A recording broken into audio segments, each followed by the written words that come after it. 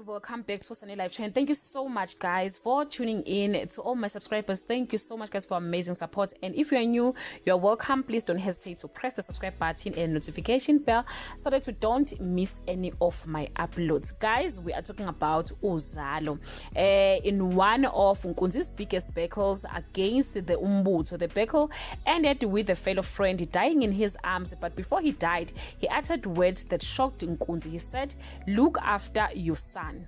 And Nkunzi understood that he might have a son that he never knew anything about. He started searching, and it seems as if Onjomane bambhekile as he's about to meet his firstborn son. What surprised me is that all his baby mamas kept Nkunzi's children away from him.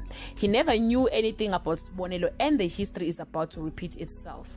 I won't be surprised if we meet his thirdborn, guys. Anyway, let's continue. It was recently revealed that Sambulo was adopted by the Gwala family long time ago. Sambulo is about to get married to Zekethelo, Nkunzi's adopted daughter. Before they tie their knot, the truth will be revealed ukuthi kahle kahle uSambulo Gwala is Nkunzi's biological son. Then guys, what must happen now? Should they continue with the wedding even though they are siblings, or they must consider the fact that Zekethelo is not Nkunzi's biological daughter?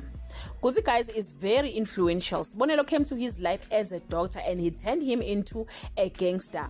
Should we expect the same thing to Sambulo?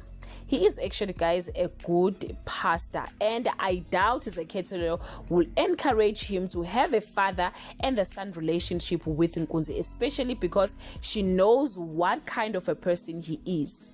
Continue to watch Uzalo and see how will this story unfold. This is all I have for today. Thank you so much guys for watching this video. Please do leave your comment below and share your opinion. Bye.